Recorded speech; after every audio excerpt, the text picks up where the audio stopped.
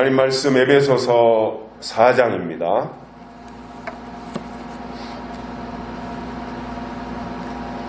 에베소서 4장 21절에서부터 24절까지 봉독해 드리겠습니다.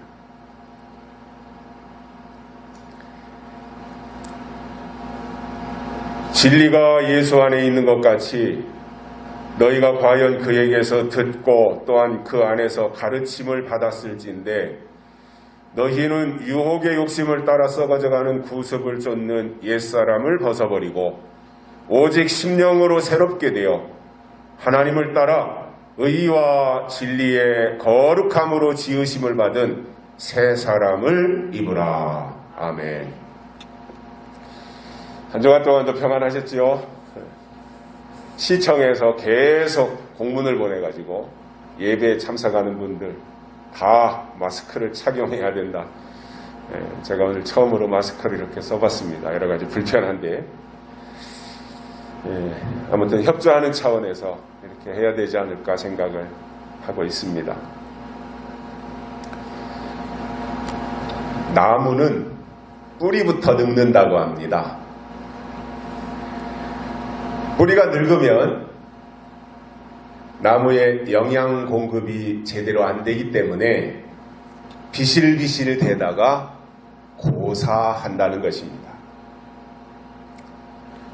사람은 다리부터 늙는다고 합니다. 다리에서 근육이 빠져나가면 이제 늙었다는 거지요. 그래서 나이가 들면 하체에서 근육이 다 빠져나가는 거예요.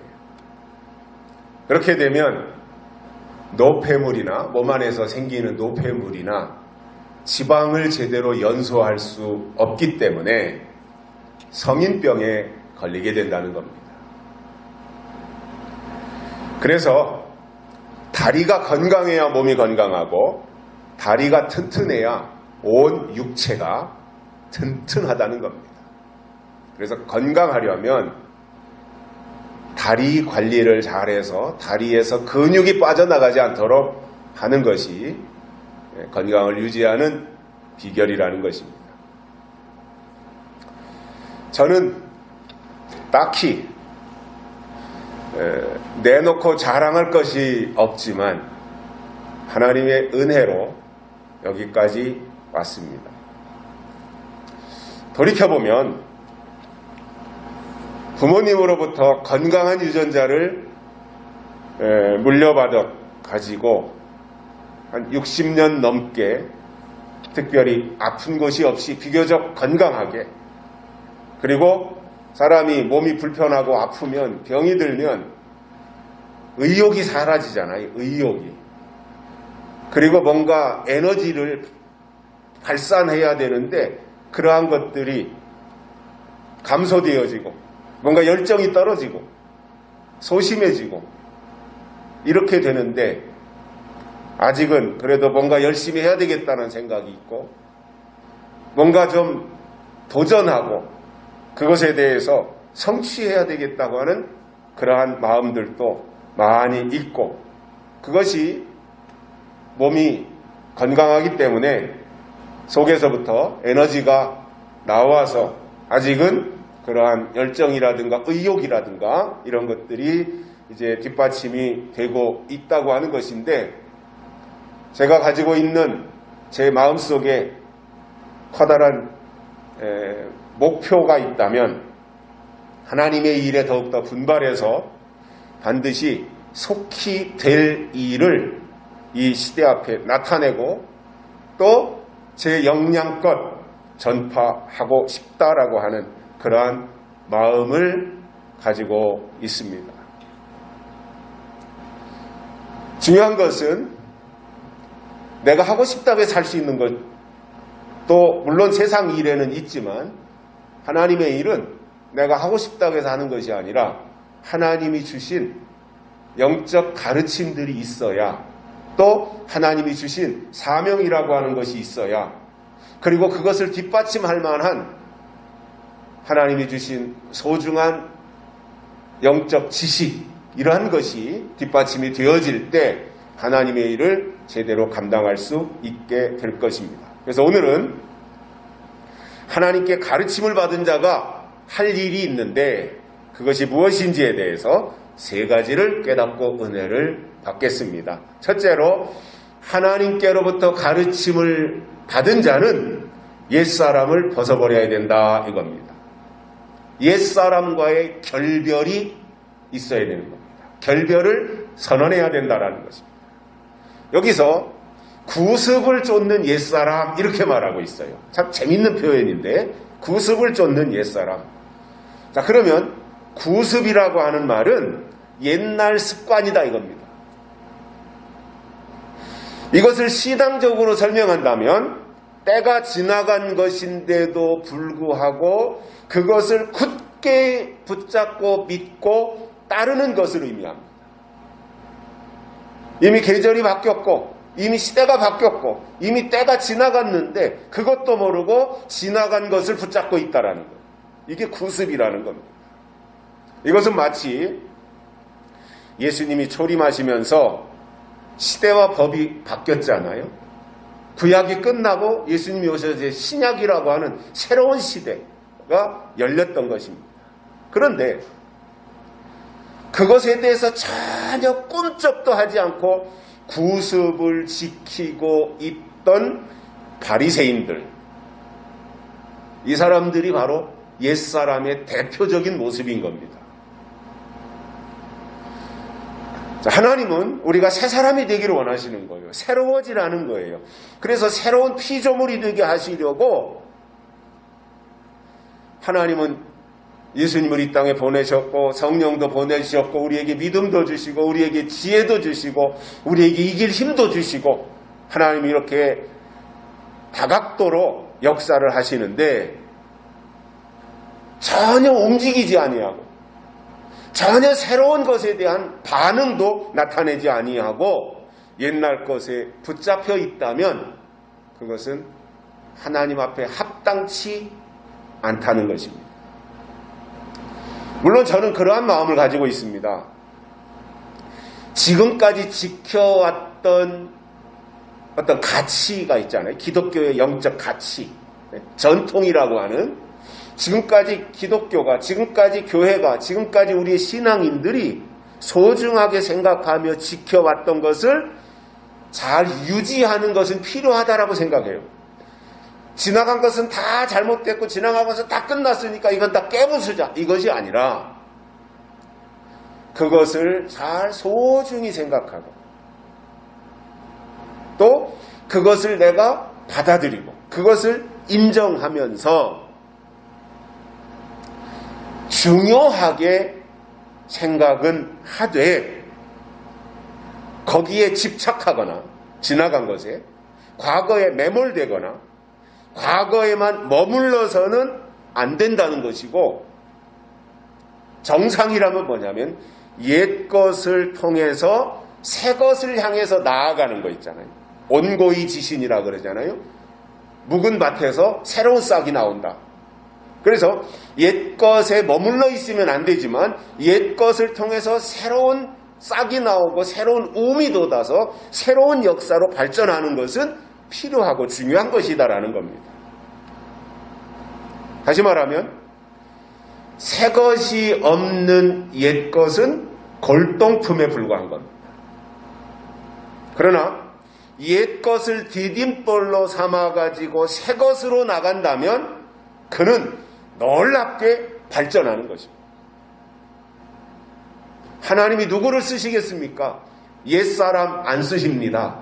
새 사람을 쓰시는 겁니다. 바리새인 안 쓰셨습니다.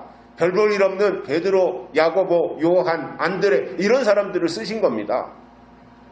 시대가 바뀌면 하나님에 대한 새로운 지식과 새로운 정보를 미리 받아가지고 있는 사람들을 통해서 하나님이 일하신다는 거예요. 이거는 세상도 마찬가지입니다. 일시조선이 무너지고 또 일본이 우리 대한민국을 식민지로 삼아서 36년 동안 통치하다가 이제 해방이 되었습니다. 1945년 8월 15일 날 해방을 맞이했습니다. 얼마나 감격이고 기쁜 순간이었겠습니까? 그리고 3년이 지난 1948년 8월 15일 날 대한민국이 건국되었습니다. 그 이면에는 이승만이라고 하는 위대한 대통령이 있었습니다. 이제 조선이라고 하는 나라는 무너지고 역사 속으로 이제 사라져버렸고 대한민국이라고 하는 새로운 나라가 건설이 됐던 거예요. 개화의 바람이 불어옵니다. 개혁이 일어나고 있습니다. 그때 필요한 사람들이 누구겠습니까? 그냥 천자문이나 배우고 옛날 학문을 배운 사람들을 쓰는 것이 아니라 그거는 조선시대가 물러갈 때 같이 다 사장돼 버린 것이고 새로운 대한민국을 시작할 때는 새로운 학문을 먼저 받아들였던 사람들을 각 강요로 세워가지고 그들을 통해서 대한민국을 만들어갔던 것입니다. 하나님도 똑같습니다. 지나간 지식을 가지고 있는 사람을 하나님이 쓰실 수 없어요. 왜냐? 새 시대인데 하나님이 새 시대를 이루신다는 건데 옛날 지식을 가지고 있는 사람을 하나님이 어떻게 데려다 쓰시겠습니까? 좀 부족하더라. 좀 양은 모자라더라도 새로운 것에 대한 지식과 정보와 학문과 이런 것을 가지고 있다면 그를 데려다가 쓰시지 않겠냐는 거예요. 2달쯤 전에, 아니 2달쯤이 아니라 한 3주? 한 3주쯤 전에 대학교 동창들 3명이 내려왔습니다. 그래서 저 바닷가 횟집으로 가서 같이 이제 점심을 먹고 오래간만에 만났으니까 이야기를 하고 하는데 뭐 요즘 남자들이 모이면 제 또래의 남자들이 모이면 할 수 있는 얘기가 이제 나라 걱정이지 않겠어요? 코로나 얘기도 하고 코로나 방역이 잘 됐니 잘못됐니 이야기도 하고 그리고 정치 얘기도 하고 하는데 이제 뭐 거기에는 의견은 다 다르니까 다른 의견 말할 수 있잖아요. 자기 생각 말할 수 있고. 그런데 이제 한 친구가 이런저런 이야기를 하다가 아마도 예수님은 좌파였을 거야 그러더라고요. 한 친구가 예수님은 좌파였을 거야. 그래서 제가 깜짝 놀랐어요. 그 말을 듣고. 그래서 제가 얼른 뭐라 그랬냐. 아니 예수님은 좌파가 아니라 예수님은 진보이셨어 그랬어요. 왜냐하면 보수라고 하는 것은 옛날 것을 지키려는 속성이 아주 강해요. 지키려는 거예요. 보수. 지키겠다 이거예요. 옛날 것을. 전통을 지키고 역사를 지키고 지금까지 이루어 놓은 모든 것을 지키겠다 이것이 보수예요. 그래서 예수님 초림 때로 돌아가서 보면 바리새인들은 요즘 말로 하면 옛 것을 지키려고 하는 수구 기득권 세력 보수라고 할 수 있는 거죠. 그런데 그들의 문제가 뭐냐? 보수 기득권 수구의 문제가 뭐냐면은 새로운 것이나 개혁에 대해서 전혀 관심이 없다는 겁니다. 그래서 보수는 개혁을 못해요. 그러나 예수님이 오셔서 시대를 바꾸셨고 법을 바꾸시면서 새로운 말씀을 주셔요. 그러니까 그 당시에 바리새인들 수구 세력이 볼 때 예수님은 개혁자였던 거예요. 그래서 개혁은 진보가 하는 거예요. 진보가. 그래서 저는 예수님은 진보셨다. 그 시대 상황에서 볼 때 예수님은 진보셨다. 왜냐? 보수는 절대 개혁을 못하고 개혁은 진보주의자들이 하는 거예요. 이건 지금 세상도 마찬가지인 거예요. 그래서 여기서 한 가지 정리할 것은 좌파와 진보는 다르다 이겁니다.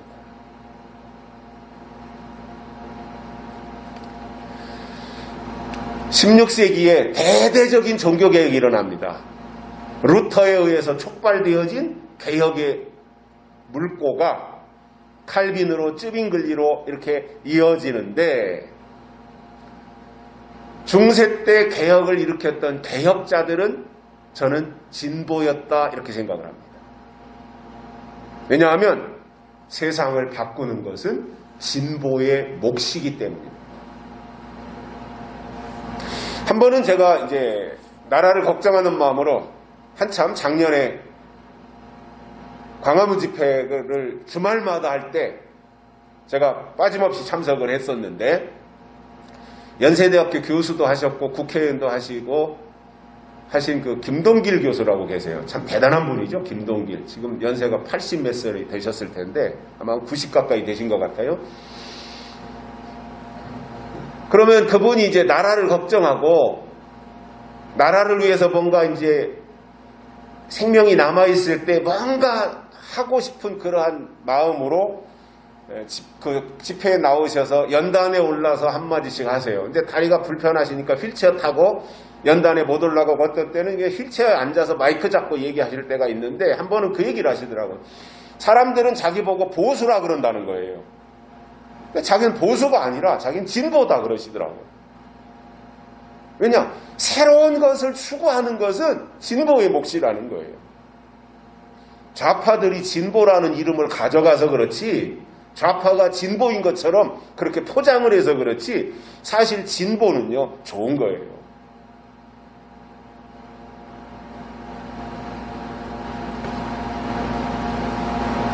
우리가 요한계시록 하는 것은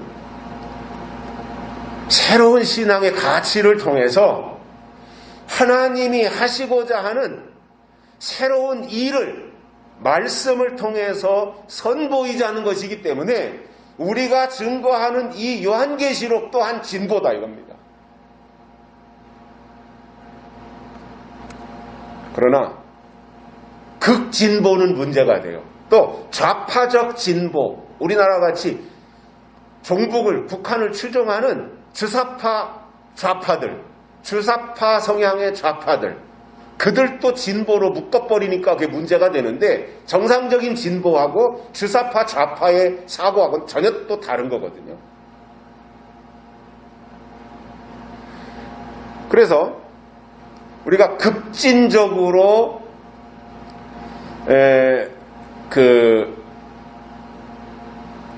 뭔가를 이루려고 한다면 그것은 문제가 되기 때문에 방향을 조금씩 바꾸고 또 물꼬를 조금씩 트는 역할을 하되 진보의 가치와 보수의 가치에 대해서 균형을 적절하게 이루면서 저는 개혁 보수로 가는 것이 좋겠다 그런 생각이에요. 저는 저 자신을 뭐라고 생각해요? 저는 개혁 보수다. 아무튼 좋은 말인 것 같아서 개혁 보수다. 왜냐? 진보는 진짜 진보는 개혁주의거든요.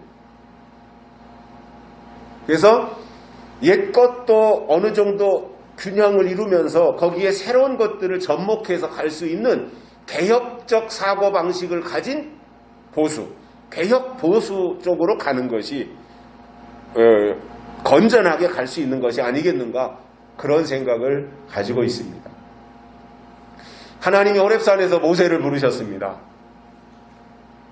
뭔가 이제 모세는 자기 민족을 위해서 뭔가 하려고 했던 의욕과 열심이 있었지만 나이가 많이 들어서 80살이 되고 나니까 그런 것들이 다 사라져버리고 자포자기하고 있을 상황입니다.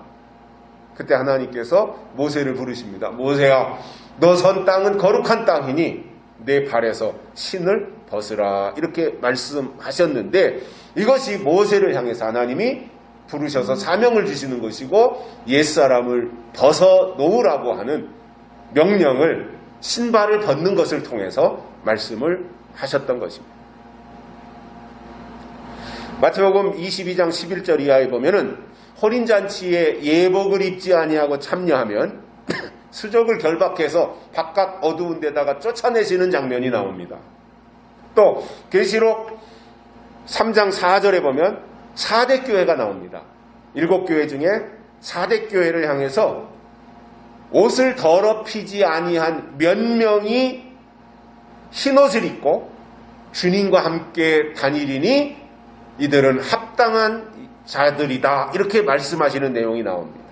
또 계시록 19장 14절에 보면은 하늘에 있는 군대들이 희고 깨끗한 세마포를 입고 백마를 타고 그를 따른다고 하셨는데, 빛나고 깨끗한 세마포 예복은 음녀교회로부터 더럽혀지지 않은 신앙의 정절을 의미하는 거예요. 그래서 옷은 믿음을 말합니다. 어린 양의 신부로 준비된 사람들은 지금까지 입고 있던 옷을 벗어야 된다는 거예요. 그리고 하나님이 주시는 세마포를 새 옷으로 갈아입고 새 사람이 되어서 다시 오시는 예수님을 맞이하는 신부가 되어야 된다는 말씀을 하고 계신 것입니다. 자, 오늘 본문 21절에 보시면 진리가 예수 안에 있는 것 같이 너희가 참으로 그에게서 듣고 또한 그 안에서 가르침을 받았을진데, 이렇게 전제를 하고 그 뒤로 이어지는 말씀을 해주고 있는데, 여기서 듣고 가르침을 받는다는 말은 지나간 것이 아니라 하나님이 주시는 약속의 말씀을 듣고 그 말씀으로 가르침을 받아야 옛사람을 벗어버릴 수 있다라는 것. 하나님께로부터 주시는 새로운 것을 듣고 가르침을 받아야 그가 새 사람이 되는 것이지, 새 말씀이 없는데 어떻게 그가 새 사람이 되겠냐는 거예요. 여러분, 듣는 것이 왜 중요하냐 하면, 듣는 것은요, 영향을 받아요. 이제 한 3살 이 정도 되고 아이들이 태어나서 3살, 4살 되면 이제 바깥에 나가서 놀게 되잖아요. 그 집 앞에 마당이라든가 그 근처에 있는 놀이터라든가 이렇게 가서 놀다 보면 한 3-4살짜리가 이제 처음 나가서 놀 때 거기 한 5살짜리도 있고 6살짜리도 7살짜리도 있고 놀면서 지들끼리 막 어울리다가 마음에 안 들면 막 욕도 하고 그러거든요. 그러면 집 안에서 이 3살 먹은 아이는 집 안에서 엄마 아빠하고만 이렇게 있다 보니까 그런 말을 한 번도 들은 적이 없어요. 욕하는 얘기를. 그러다가 밖에 나가서 놀다 보니까 애들이 화도 내고 그러면서 막 욕도 하고 그런단 말이에요. 그러면은 그 아이가 거기 밖에서 놀다가 욕하는 거를 듣고는 그거에 영향을 받아서 걔도 집에 와서 무슨 말인지도 모르고 밖에서 들은 욕을 하는 거예요. 대상이 없이 그냥 하는 거예요. 걔는 처음 들은 말이니까. 자, 말이 왜 중요하냐면 영향을 받는다는 거예요. 그래서 영향을 받은 말은 그의 사고를 결정해요. 생각을 결정해요. 생각이 결정되어지면 방향도 설정이 되는 거예요. 그러니까 얼마나 이 말이 중요하냐는 거예요. 그래서 형편이 좀 어려워서 달동네에 살지라도 좋은 말을 많이 들으면 삶의 목표와 방향이 고상해질 수 있어요. 그러나 아무리 부자 동네에서 살지라도 맨날 술판이나 버리고 또 노름이나 하면서 보고 듣는 것이 저급하면 그는 천박해지고 만다는 것입니다. 또 한 가지, 듣는 것에 있어서 더 중요한 것은 지금 그 사람이 듣고 있는 그것이 그 사람의 수준이라는 거예요. 그 사람이 듣고 있는 말씀이 그 사람의 신앙의 수준이라는 거예요.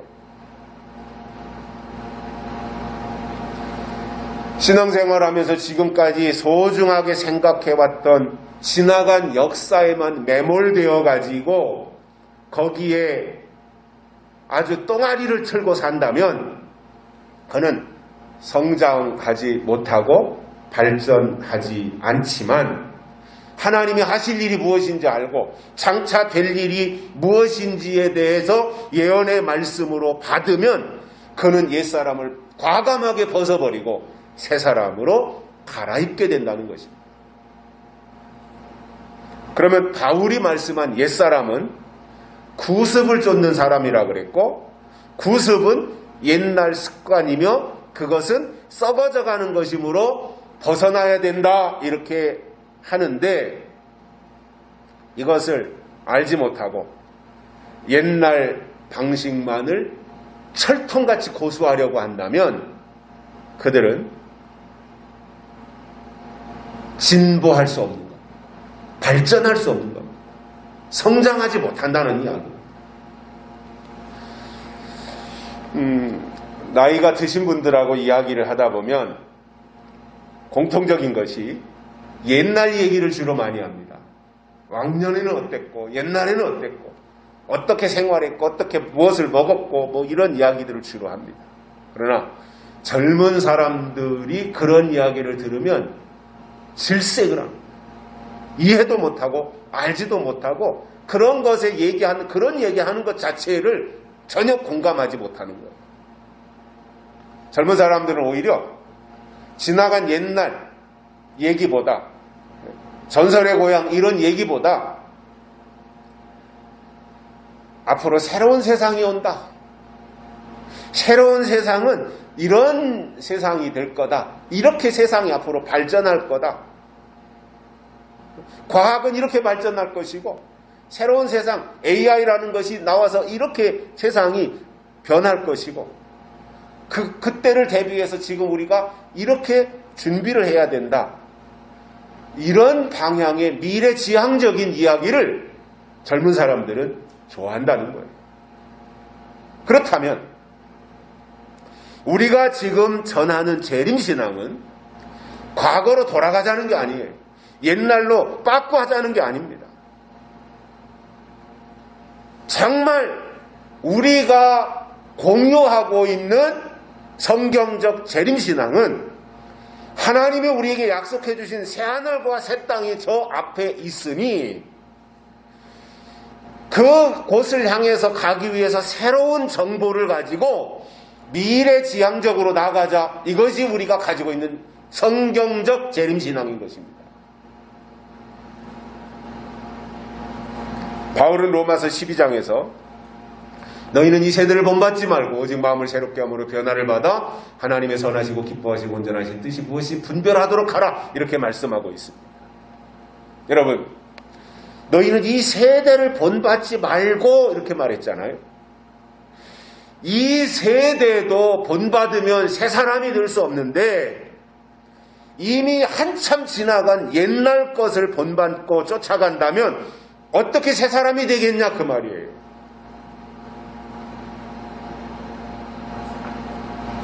세상에서도 보면 물론 고고학이라는 것도 있고 역사에 대한 공부도 합니다. 그건 다 지나간 것에 대한 것들이잖아요. 그래서 세상에서도 옛날 학문이 있고 때가 지나간 옛날 지식들도 있습니다. 그런데 사실상 그것은 현실 속에서 써먹지 못해요. 그것은 옛날에 이랬다. 세계사를 공부하고 국사를 공부하면서 옛날 사회는 이런 사회가 있었다. 신석기 시대가 있었고 구석기 시대가 있었고 뭐 조선시대라는 것이 있었고 그 전에 고구려가 있었고 뭐 고려가 있었고 삼국시대가 있었고 이런 것들에 대해서 우리가 지금 살고 있는 현재 입장에서 과거에 이런 세상이 있었다라고 하는 것 정도를 아는 거예요. 그러면 왜 세계사를 배우고 국사를 배우고 역사를 왜 배우느냐 하면 그 역사를 통해서 현재를 해석하기 위해서예요. 역사는 반복된다 그러잖아요. 그러면 그 역사를 보면서 현재를 해석하는 거예요. 그래서 역사를 통해서 현재를 올바로 해석하면 다가올 미래를 예측할 수 있게 된다는 거예요. 그러한 측면에서 역사라고 하는 것은 지나간 옛날 것은 어느 정도 도움이 되겠지만 사실상 현재를 해석하는 것이지 역사를 통해서 현재를 조명하고 해석하는 것이지 지나간 역사가 우리의 현실 생활에 도움을 줄 수 있는 게 아무것도 없잖아요.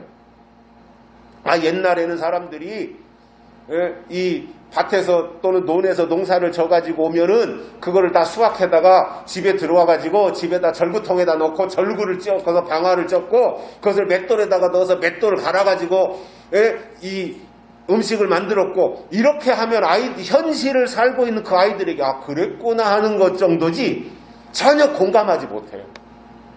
오히려 지금 사는 아이들한테는 뭐예요? 믹서를 보여주고 이 믹서가 옛날에 맷돌이었다. 맷돌이 이렇게 믹서로 발전했다. 너희가 사는 세상은 맷돌 세상이 아니라 이제 믹서 세상이다. 아니면 믹서보다 앞으로 더 발전하는 새로운 세상이 올 것이니까 새로운 것을 습득해서 살아야 된다라고 하는 것이 실질적으로 더 도움이 되는 이야기지 않겠습니까? 기업이라고 하는 것이 수익이 목적이에요. 기업은 돈을 버는 게 목적이에요. 근데 가만히 있어서 기업이 무슨 돈을 벌 수 있어요? 그러니까 계속해서 연구를 합니다. 비싼 연봉을 주고 연구원들을 데려다가 분야별로 연구를 시킵니다. 그래서 현재 우리가 살고 있는 세상보다 더 앞서가는 거예요. 기업이 새로운 문화를 만들어내고 기업이 새로운 제품을 만들어내는 거예요. 그래서 현재 살고 있지만 다가오는 내년이 됐든 후년이 됐든 그때는 이런 것들이 올 것이다. 그래서 자동차를 하나 기업에서 현대나 기아에서 자동차를 만들어 놨으면 그 똑같은 자동차를 맨날 찍어내고 그 틀 그대로 유지하면서 그거 똑같이 찍어내고 해마다 계속 찍어낸다면 한번 만들어 놓은 그 틀이 있으니까 틀 만들 때 돈이 들어가는데 한번 만들어 놓은 것을 5년이고 10년이고 20년이고 계속해서 그거 쓴다면 돈 벌지 않겠어요? 근데 사람들의 심리가 3년이고 4년이고 똑같은 모델형 자동차를 보면 식상하고 실증이 나니까 기업은 하나의 제품을 만들어내고는 그것이 생산되고 나면 또 연구원들이 들어가서 새로운 모델을 또 개발하는 거예요. 내부 구조는 어떻게 해야 되고 앞으로 이렇게 어떻게 해야 더 사람들이 편리해지고 사람들이 눈길을 끌 수 있고 외장은 어떻게 만들어야 사람들이 거기에 눈길을 주고 이런 것들에 대해서 계속 연구하면서 투자를 하는 겁니다. 그리고는 새로운 형태를 또 만들어내는 거예요. 그렇게 세상이 발전하는 겁니다. 기업이 옛날 방식만 고수하고 기업이 옛날로 돌아가서 옛 것만 지키려고 한다면 그 기업은 망하고 말 겁니다. 삼성이라는 회사가 왜 이렇게 발전합니까? 계속해서 연구합니다. 삼성 연구소에 있는 고급 인력을 외국에서도 데려다가 계속 그들에게 투자를 합니다. LG가 왜 이렇게 잘 나갑니까? 요즘에 삼성보다 오히려 LG전자 제품이 훨씬 더 사람들에게 눈길을 끌고 있는 시대가 되었는데 왜 그렇습니까? 그만큼 새로운 것에 사람들의 구매 심리를 위해서 사람들의 어떤 성향을 분석하면서 만들어내는 거예요. 그러니까 그게 또 기업의 수익으로 다 되돌아오는 거예요. 여러분, 신앙의 문제는 진리 문제인데 진리는 절대로 옛사람과 함께 거할 수 없고 진리는 옛사람하고 절대 타협하지 않는다는 겁니다. 그래서 옛사람을 벗어버리라 라고 하는 이것이 신앙이기 때문에 신앙의 깊이가 점점점 더해질수록 옛사람의 모습은 서서히 사라져가는 거예요. 그래서 하나님이 찾으시는 진짜 그리스도인은 하나님의 약속을 소유하든가 아니면 옛사람을 소유하든가 둘 중에 하나라는 겁니다. 둘 다 가질 수 없다는 것. 새 사람도 가지고 옛사람도 그 사람 속에 가지고 있고 이게 될 수 없다는 거예요. 하나님의 약속도 가지고 있고 지나간 전통도 다 가지고 있고 이게 될 수 없다는 거예요. 둘 중에 한 가지만 선택해야 하는데 오늘 바울은 어떻게 말씀하고 있어요? 옛사람을 벗어버리라 이렇게 말씀하고 있는 것입니다. 자, 그러면 이 옛사람이라고 하는 것은 바울이 어떻게 말하느냐면 유혹의 욕심을 따라 썩어져가는 구습을 쫓는 사람 이렇게 말씀하고 있어요. 자, 유혹의 욕심이라고 하는 것은 땅에 속한 율법적 기복신앙을 말하는 거예요. 신앙이 그쪽으로 치우치는 이유는 듣는 말씀이 그렇기 때문에 그쪽으로 기우는 거예요. 우리는 유혹을 따라 썩어져가는 구습을 쫓는 옛사람을 쫓아갈 것이 아니라 약속의 말씀을 따라가고 예언의 말씀을 쫓아가며 살아가야 된다는 것입니다. 두 번째로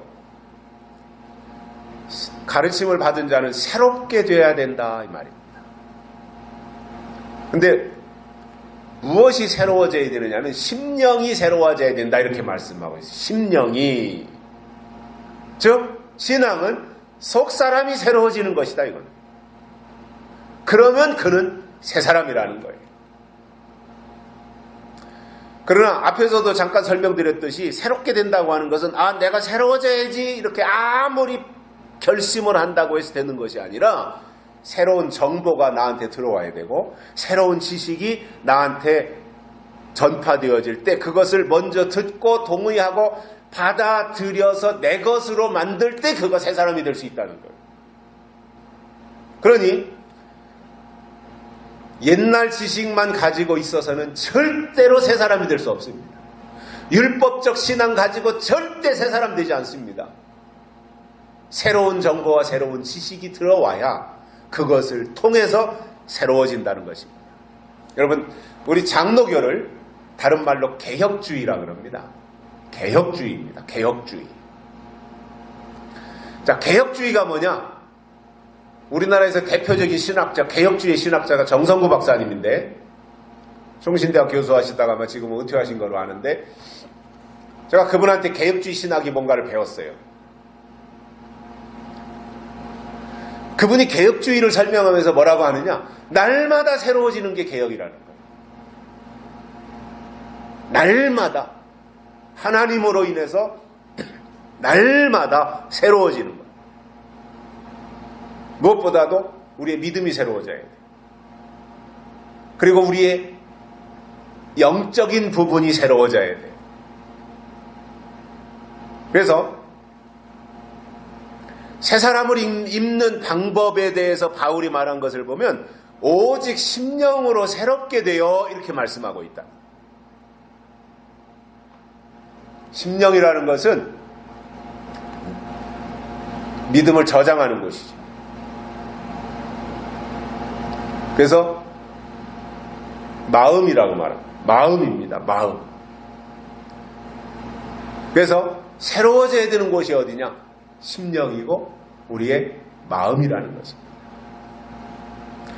마음이 바뀌고 마음이 새로워지는 것이 중요하지 아무리 외모를 치장하고 말이죠. 외모가 바뀌면 새 사람이 되는 줄 착각하고 보톡스를 거기에다가 맞고 성형도 하고 쌍꺼풀을 하고 무슨 콧대를 높이고 그렇게 아무리 돈을 들인다고 할지라도 마음이 바뀌지 않으면 그는 하나님이 보실 때 옛사람이라는 것입니다. 예수님 초림하셨을 때 유대인이나 바리새인들을 보면 겉으로는 하나님을 잘 섬기는 것처럼 보였어요. 얼마나 열심히 섬겨요. 그런데 속은 달랐다는 거예요. 겉과 속이 달랐던 거예요. 오죽했으면 예수님이 그들을 보면서 너희는 회칠한 무덤과 같은 사람들이다 그랬어요. 외식하는 바리새인들이고 서기관들이라고 하면서 회칠한 무덤과 같다. 즉 겉과 속이 다르다는 말입니다. 그러므로 믿음과 마음이 새로워지는 것은 말씀이 새로워질 때 가능하다 그겁니다. 그래서 하나님이 때를 따라 주시는 말씀을 거절하면 그는 절대로 새로워질 수 없고 신앙의 옛날 것에 사로잡혀서 과거에 머물러 있는 그 사람 또한 현대판 바리새인이고 유대인일 수밖에 없다는 것. 새로워지지 않는다는 것. 새로운 말씀이 나에게 오고 새로운 말씀이 올 때 내가 그것을 동의하고 받아들이고 그 말씀에 사로잡힐 때 그가 새 사람이 될 수 있다는 것. 세 번째로는 새 사람을 입어야 된다 이렇게 말씀했습니다. 하나님께로부터 가르침을 받은 자는 새 사람을 입어야 됩니다. 그런데 어떻게 새 사람을 입느냐 하면 의와 진리의 거룩함으로 지으심을 받은 새 사람 이렇게 말씀하고 있습니다. 여기서 말씀하고 있는 의와 진리와 거룩함 이것은 하나님의 대표적인 성품입니다.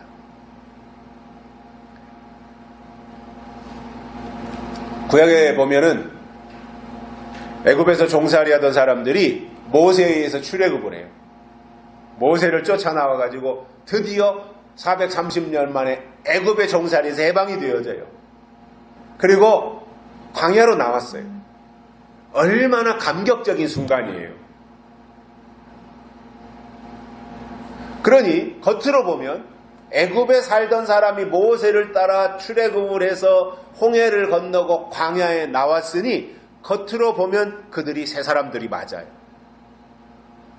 겉으로 보면 새 사람들이에요. 그런데 문제는 몸은 모세를 쫓아서 출애굽을 했지만 그래서 자유함은 있었단 말이에요. 그러나 문제는 그들의 생각은 여전히 애굽 땅에 머물고 있었다는 거예요.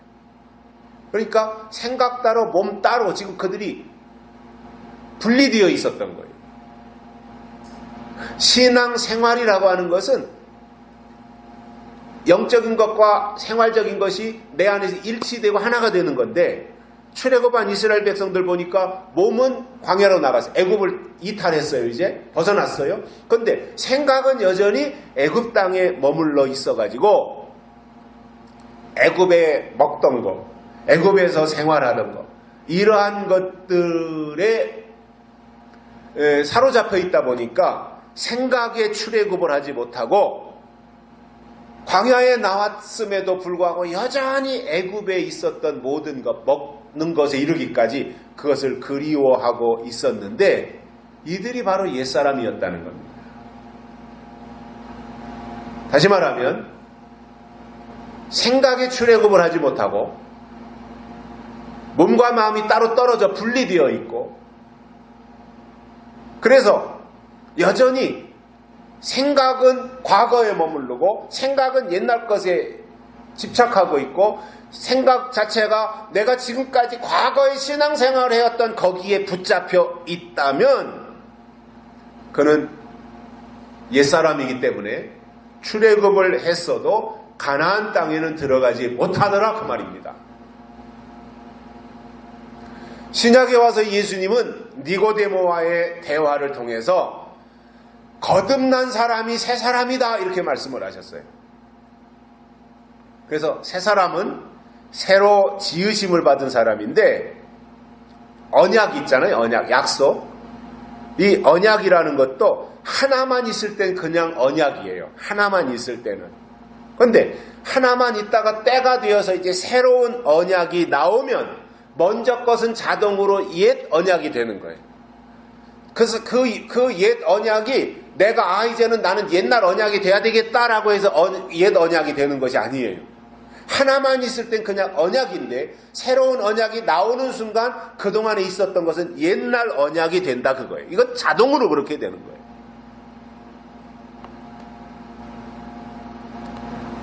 사람도 마찬가지입니다. 새 사람이 나오면 그동안에 있었던 전의 사람은 자동으로 옛 사람이 되는 것이다 그 말. 그러면 새 사람이라고 하는 것은 내가 열심 내서 신앙생활을 잘한다고 해서 갑자기 어느 날 내가 새 사람이 된다 이것은 아니라는 거예요. 옛 사람이라고 하는 것이 그렇게 호락호락 물러가지 않는다는 것입니다. 중요한 것은 하나님이 주시는 말씀을 받아 마음이 먼저 변화되는 것이고 심령이 변화되는 것이고 그 변화된 마음이 기준이 되어서 육신의 욕망을 절제하고 성령의 소욕을 따라 성령의 인도하심을 따라가려는 부단한 노력과 훈련을 통해서 새 사람이 된다라는 겁니다. 이것은 내 의지보다는 하나님의 역사하심인 겁니다. 하나님의 것이 나에게 와야 된다는 것입니다. 그래서 하나님의 것이 나를 사로잡아야 된다는 것입니다. 하나님의 것이 나를 포박해야 된다는 것입니다. 그래서 그 하나님의 것이 워낙 강렬하기 때문에 내가 지금까지 가지고 있었던 내가 지금까지 옳다라고 생각했던 신앙적인 부분들이 하나님이 새로 주시는 것으로 이제 다 사라져버리고 새로운 것이 그의 마음을 장악할 때 드디어 그가 새 사람으로 나아갈 수 있다는 거죠. 자, 그러면 오늘 말씀에서 새 사람이 어떤 사람인지에 대해서 정의를 내릴 수 있는데 세 가지 정의를 내릴 수 있습니다. 첫째로는 거룩함으로 지으심을 받아야 된다는 겁니다. 이게 새 사람의 첫 번째 정의예요. 거룩함으로 지으심을 받아요. 성도라는 말 자체가 거룩한 물이라는 사람이죠. 세상으로부터 구별되어진, 세상으로부터 이제 부르심을 받고 교회 안에 들어와서 새로운 사람, 성도, 세상 사람이 구별되어진 성도가 되어졌다. 이게 새 사람이라는 거잖아요. 그래서 거룩이라고 하는 것은 구별에서 나오는 거예요. 구별이 없으면 절대로 거룩이 될 수 없어요. 그래서 성경에서 구별된 사람들을 보면 각 시대마다 구별의 방법이 있었는데 구약에서는 할례로 구별하셨어요. 하나님의 사람들. 신약에서는 세례로 구별하셨어요. 그리고 마지막 때 하나님은 인을 치셔서 구별하시겠다 그거예요. 민수기에 보면 나실이 나옵니다. 나실인. 올 초에 제가 나실인에 설교를 했었는데 나실인은 하나님의 요구 조건이 있어요. 나실인이 구별된 사람들인데 머리에다가 삭도를 대지 말아야 되고 포도주를 마시지 말아야 되며 시체를 가까이 하지 말아야 된다. 이 사람들이 그 당시에 민수기에서 구별된 하나님의 사람들이었습니다.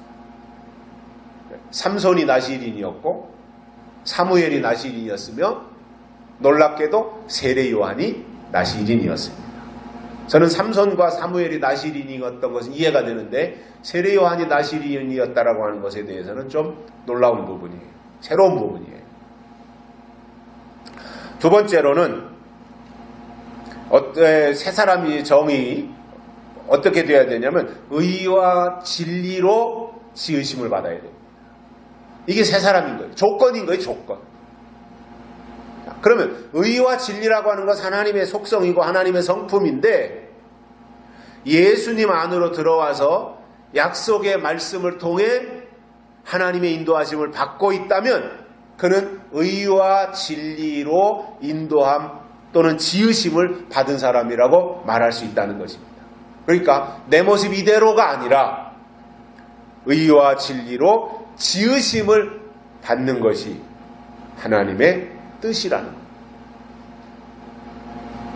그러니까 새로 지으심을 받는 내용 속에 하나님의 의가 있어야 되고 하나님의 진리가 있어야 돼요. 그리고 하나님의 거룩하심도 있어야 되는데 그러한 부분들이 갖춰질 때 그가 새 사람이라는 거예요. 세 번째 정의는 하나님을 따라 지으심을 받아야 된다는 겁니다. 내 생각을 따라 이게 아닙니다. 하나님을 따라입니다. 옛사람은 누구예요? 자기 생각을 따라가는 사람이에요. 옛날 방식을 따라가는 사람이에요. 그러나 새 사람은 하나님을 따라가고 하나님의 새로운 뜻을 따라가는 사람인 겁니다. 자, 우리가 이렇게 세상 사람들이 살아가는 방식들을 보면 세상 사람들은 자기가 기준이에요. 철저하게 자기가 기준이에요. 그리고 자기가 주인이에요. 자기 방식대로 사는 거예요. 자기 생각을 따라가는 거예요.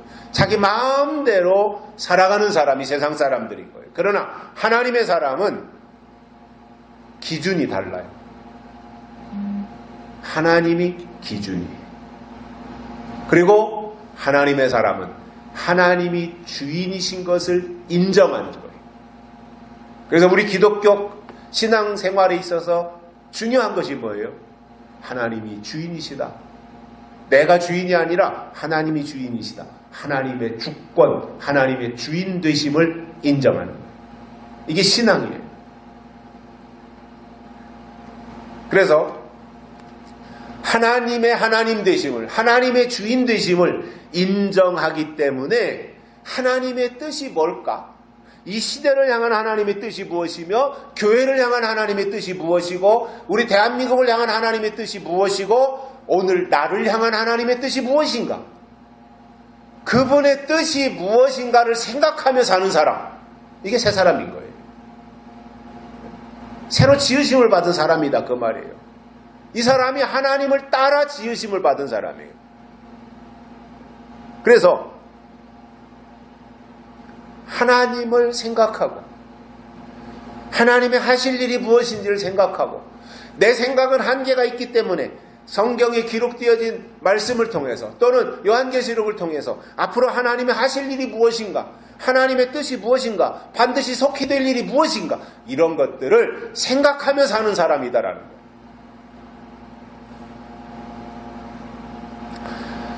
그래서 똑같은 교회에서 똑같은 신앙생활을 해도 자기가 주인인 사람이 있고요, 하나님이 주인인 사람이 있는데 그들을 놓고 비교해보면 삶의 목표와 방향과 자세가 완전히 다른 것입니다.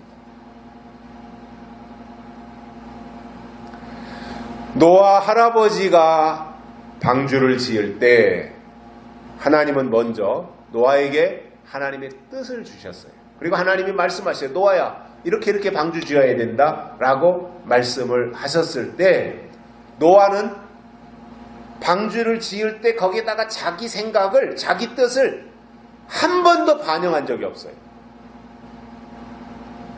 오로지 해서 노아는 하나님의 뜻대로만 방주를 완성한 것입니다. 이게 뚝딱거리면서 방주를 짓고 그 속에 칸막이를 하고 이렇게 할 때 노아가 이 부분은 이렇게 하는 것보다 이렇게 하는 게 낫겠다 생각이 들 수 있잖아요. 설계 변경할 수 있잖아요. 이렇게 집을 짓는데도 집을 짓기 전에는 건축사, 설계사죠. 설계사를 건축사라 그러잖아요. 설계사들이 다 이제 여기 땅은 이렇게 생겼고 땅은 몇 평인데 여기다가 30평짜리 단독주택을 짓는다.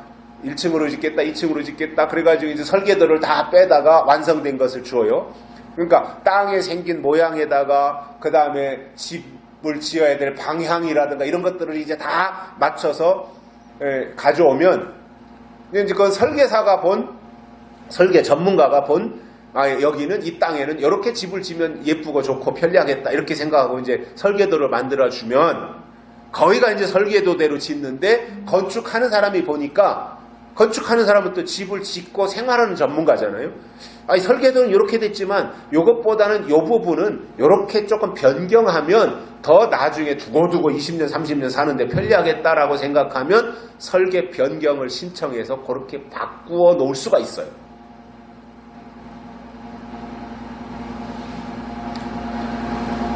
노아는 100년 동안 방주를 지으면서 한 번도 설계 변경을 하나님께 요구하지 않았습니다. 하나님이 주신 말씀 그대로 하나님의 뜻 그대로 반영해서 실천하고 그대로 나타냈던 것입니다. 여러분, 하나님 중심의 신앙이라고 하는 것은 하나님의 뜻이 있어야 돼요. 이 시대에 주신 하나님의 뜻이 무엇인지 그게 있어야 돼요. 그리고 그분의 뜻이 무엇인지 내가 알고 그 뜻을 노아처럼 나타내야 되겠다라고 하는 그 마음을 가지고 살아야 되는 것입니다. 그래야 하나님을 따라 지으심을 받은 사람이라는 거예요. 하나님께 자꾸 내 생각, 하나님의 말씀은 그렇지만 내가 볼 땐 그것보단 이렇게 가야 되지 않습니까? 그거 하지 말라는 거예요. 불합리할지라도, 내가 볼 때 불합리할지라도 하나님의 생각이 옳아요. 하나님의 말씀이 맞아요.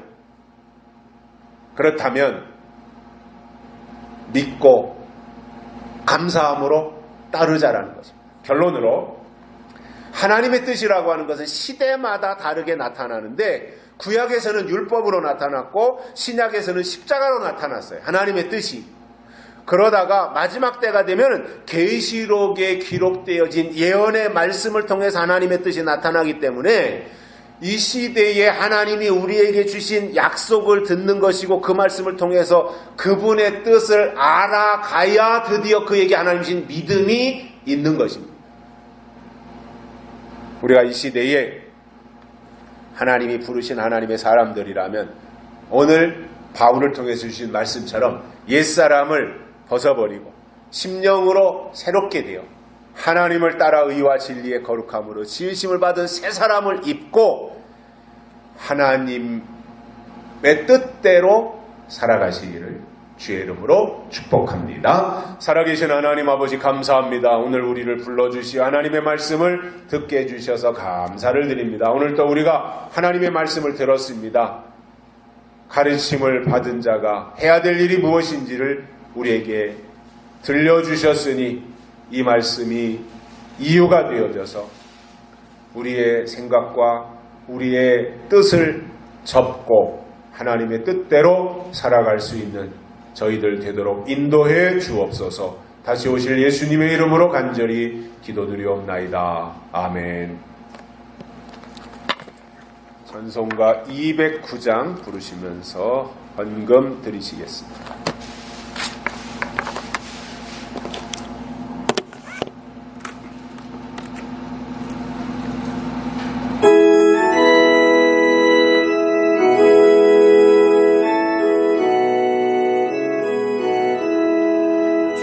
말씀 받은 그날 참 기쁘고 복되도다. 이 기쁜 마음 못 이겨서 온 세상에 전하노라. 기쁜 날 주 나의 죄 다 씻은 날 늘 깨어서 기도하고 늘 기쁘게 살아가리. 기쁜 날